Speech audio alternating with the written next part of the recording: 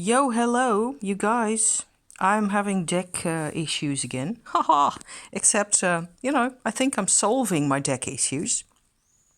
Because, I'm coming to some form of insight here. So that's what I want to share.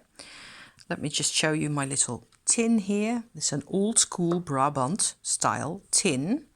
I'm not sure that's actually hand painted. Probably not. Nah, it's printed on. So, cheapo version of something.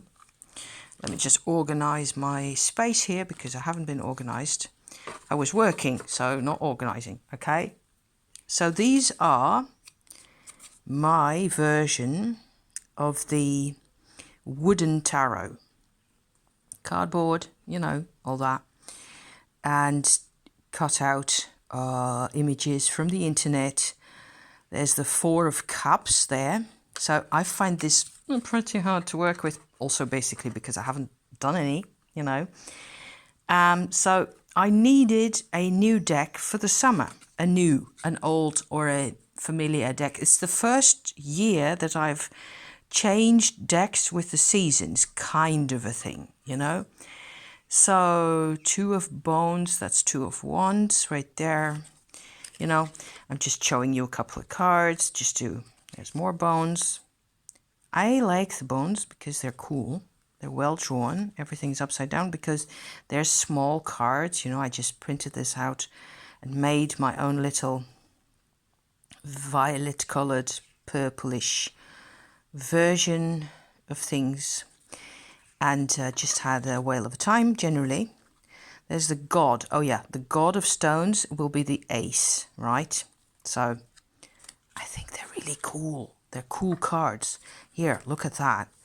The high priestess is actually a whale with moons. How can I not love this? But it has to be the right time and the right season and all that. And that's the stones. So the crystals are actually not swords, they're pentacles, right? So that's a bit confusing. And I've always, because I haven't really worked with it, because it was confusing, there's the Emperor, glorious elephant. The Empress is also an elephant. They're just beautiful. They're so well drawn, which is why I went to all this work, to all this length, to get this stuff printed out. There's the World card. Very nature-based. Let me just see here what that... There's a Six of Cups, like a lily. The World card actually has something I can't really define. Well, not the best possible cartridge type situation. There's the Lover's card that has a anatomical heart in it and a cup, aka a bloom. Right there. The blooms in this deck just remind me of the Panda Po in what is that? The Kung Fu Panda 3 going, I'm gonna make you bloom. I just have to think of that every single second. So I think that's really funny. Anyway, God of Bones, so that'll be the Ace of Wands then. And it's not so easy to recognize as such, which is a good thing, because then I have to think about what I really want from an Ace of Wands again. I can't just lean back and lie back on my assumptions of what these cards mean. Okay, so I just have to, which is a kind of a challenge, and it's also kind of cool and new and interesting. Here, look at those pictures. Knight of Plumes. So that's the Knight of Swords. Go figure. Anyway, sometimes I just drew a little like this with a metallic, like a marker or something. A little sword in there just to make it slightly easier for myself to recognize the plumes as swords. I find that really hard to work with. There's the Devil. Isn't he handsome? I'm not sure about that symbol over there. Would have to be looked up. It doesn't rely all that heavily on symbols. It relies on this fantabulous animal drawing and all this So because I printed them out, there's the Death card. Isn't that glorious? it's all really the imagery and the atmosphere of this deck, to me, especially in this version with all the blues and purples, is really fresh and kind of less hyper emotional, which is nice for me now at the moment. What with having worked with the Mary L for quite a long time for, you know, deeper psychological questioning and things like that, I actually find this to be a really nice change for a bit. So what I did is I actually did some type of a, well, it's not a deck interview because I will want to do one of those. What I did was I just picked a few cards. So I drew cards really for myself. And those, let me just put away these here before you get all confused as to which ones were actually in my drawer just now. So this is just printed out cardboard and wallpaper glue and all that good stuff, you know. Takes me 3 or 4 days to make a deck like that, and I haven't done the most recent of those experiments that I've done recently is the Kazanlar, which you see here, which you can see on my channel. I've done several little videos on that, and I find this fascinating and interesting. I've been using it a lot, but there's a but. To me, this Kazanlar, with all the Middle and Eastern European and Asian imagery, is very much a past lives type atmosphere. It's very personal. It hits home for me. There's the 4 of Cups in the Kazanlar. See? And there are some Rider-Waite reminiscences in here as well. It's not completely impossible to find your Rider-Waite imagery in here. However, I find that there's a lot of cultural, there's a 2 of Cups right there. So that would be the same card as this one here, 2 of Blooms. See, I'm just going to keep that one out for just now. So I've been working with the Kazanlar. It's because it's so full of cultural imagery and richness. It's also kind of, it predetermines how I'm going to experience my drawers. You know, that's what I basically wanted to say. And this does that too, but in a way that's less heavy on the past lives dimension, less heavy on the experiences that were already there. It's newer. So what I did is I cooked up like a little kind of a spread, I think, that has a more or less how are we going to feel type content to it, my spread, okay? How are we doing in a slightly more in-depth approach. Card 1 would be the introduction to the spread. Cards 2, 3, and 4 would be sort of 3 aspects of, let me look at what I wrote down here, your basic, where you're coming from type setup. I'm really surprised at how spot on these cards were. It's just so pretty. I'll go into them in a bit. A linking card that links this setup with this group of 3 here. And this group of 3 was, it just came out as I drew them. There was like a surge of heart energy, if you know what I mean. I could just sort of feel like it went like ploof. And it was like the sun came out inside, you know, and with these 3. So I just picked these 3, and these 3 positions will sort of explain to me on a more, I don't know, a more mature level compared to these 3, okay? What it is that I'm doing, how I'm feeling, how I'm processing things, basically. And then 2 more sort of a looking back card. I call this the salt pillar card because, you know, things happened and how am I, you know, coping with that. And a concluding kind of a card. So 10 in all, okay? I still think this is rather pretty. So if you do this type of work with this deck, or on the other hand with that deck, or as everybody knows, if you use a Rider-Waite or what have you, a Visconti Sforza or a or any other, you know, it'll just be completely different. And I'm so stunned because this also has to do a lot with bonding with your deck. And that's why I didn't do a regular deck interview at this moment with my wooden tarot that I just sort of made and then stuck in the box and hardly ever looked at again. I made this last year, all of this. So I don't know, probably in August or September, some type of that period, you know, where I had found the deck, had printed out the images and just went about, you know, gluing and pasting and painting. And then, because basically the card, I'm so glad this came out, of course, in my mature half of the session here. This is the Temperance card, and the otter is floating on his back, just looking at you, and he's actually got a third eye.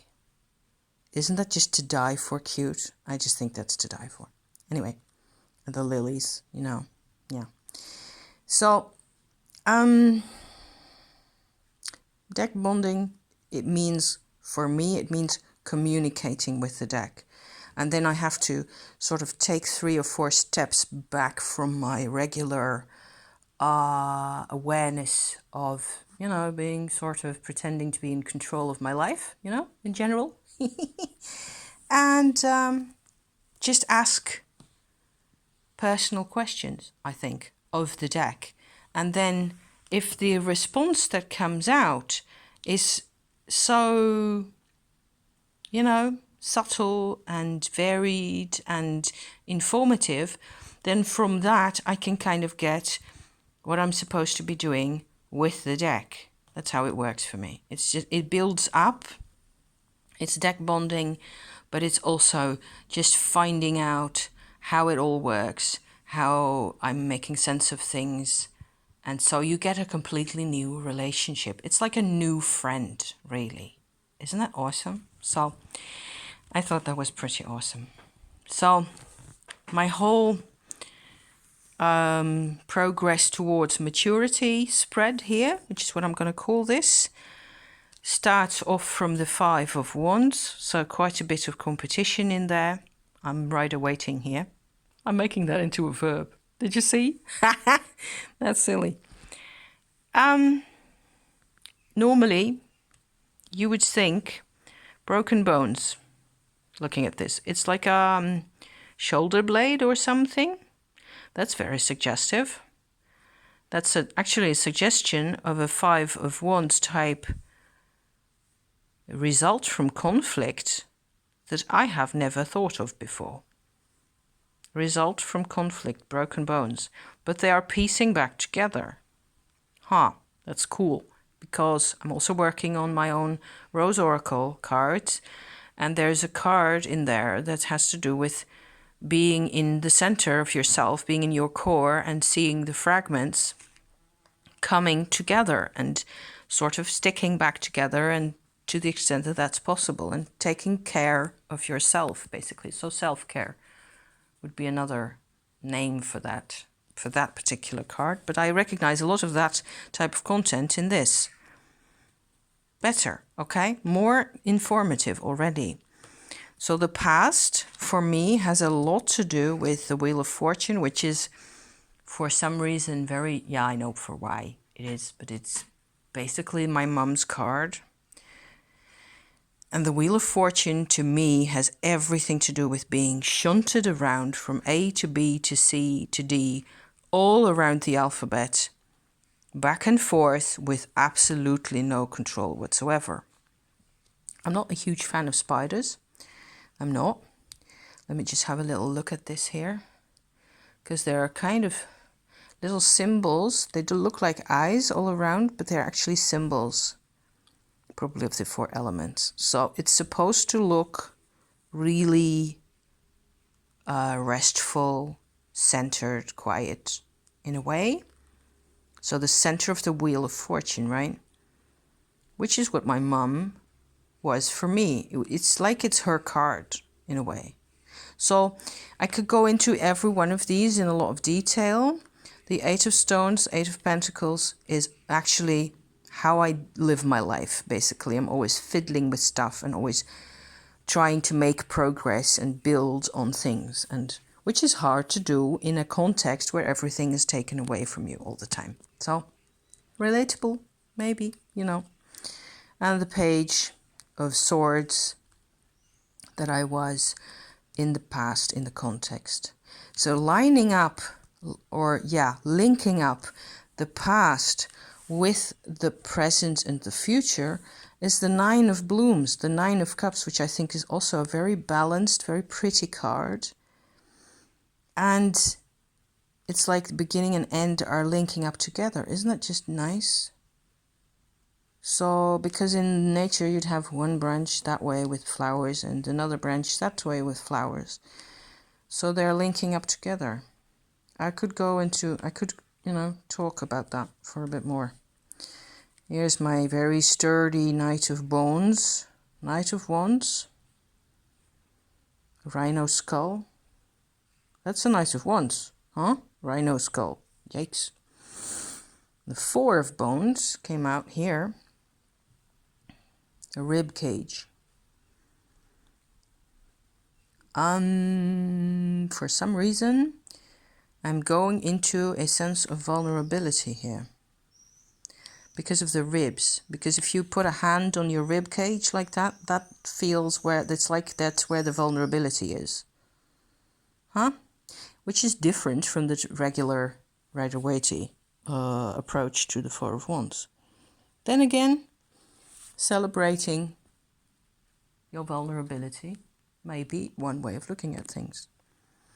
Over to the Page of Stones, Page of Pentacles, which I can see, yes, I'm still learning from the past. So 2 pages, except I'm not a Page of Swords anymore. I'm a Page of Pentacles now. Nice. Lots of nice there. 2 of Cups, 2 of Blooms, and they're linked at the bottom. They're like each other's reflection. So your emotions and my emotions are each other's reflection. This type of stuff I would never have gotten from this. As much as I love this card, and it's a lot more about sharing and joy and all that, it's still also a lot more about a story. The whole of the Kazanlar is about stories and the way people used to think also. I've been thinking about this a lot because I find it really interesting, but I feel this imagery in the Kazanlar is based around, that's the Chariot card right there, stories from a feudal society. There's not such a thing as a feudal society. Of course, there were many, and they were all different. Part of it is European and part of it isn't. And there's a stream of history flowing into these cards. What's this one again? Is that one of the majors? Or I don't even remember at the moment. I think it's the High Priest, this one. No, it isn't. Silly. It's the King of Cups there. Because of the crown and the cup. I guess the maker, Emil Kazanlar, put in the cups and the kings and the crowns and all that, because in order to make sure that you'd get the idea which card you were looking at, to clarify.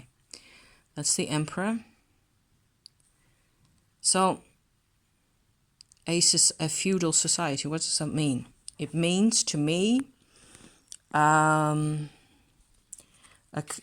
they represent stories where there is always a person, a human person, a special human person, most of the time male, who has power over the individual. Always. So everything really depends on whether that person is dependable and or not. So we don't like the term feudal society, but the sense of there being a priest or an authority over us is what distinguishes us from, there's a line going through humanity as a whole, I think, where on the one hand, there is those of us who have kings and priests and or queens and priestesses, and there are those of us who don't, to whom it is a form that used to be in the past, like this here. That's the 5 of Cups card. And it's a completely different interpretation again. There's an artist painting figures, actual figures of the virtues, because there's strength right there. And so probably, temperance is in there as well, and justice. I'm not completely sure even. Images are very much a part of stories and images related to stories. It's so easy to take all those for granted. It's also harder to take the images for granted nowadays. For me, living in the Netherlands as I do. So there's a part of me that responds to this, that wants to trust the good King of Wands. And there's another part of me that says justice doesn't have anything to do with kings. There's no such thing. There's only the sovereign individual. So, which means that I need several decks to work with all this type of stuff. I'm gonna just buckle it up because that's enough right there. And I will be talking to you again in the near future. Probably I will post this later this week, and I hope you like all my little creative projects. I'm just doing my thing here, and we can always go on about this forever. Is that the 9 or is that the 10? That is the actual 8. Let me see. 2, 5, 8, 9. I don't know. I forgot. No, it's the 9 of Cups. So there's the 9 of Cups. I thought so. And there's the 9 of Cups. Enjoy your rest of the week and be good now. Okay? See you soon. Bye-bye. Thank you for watching.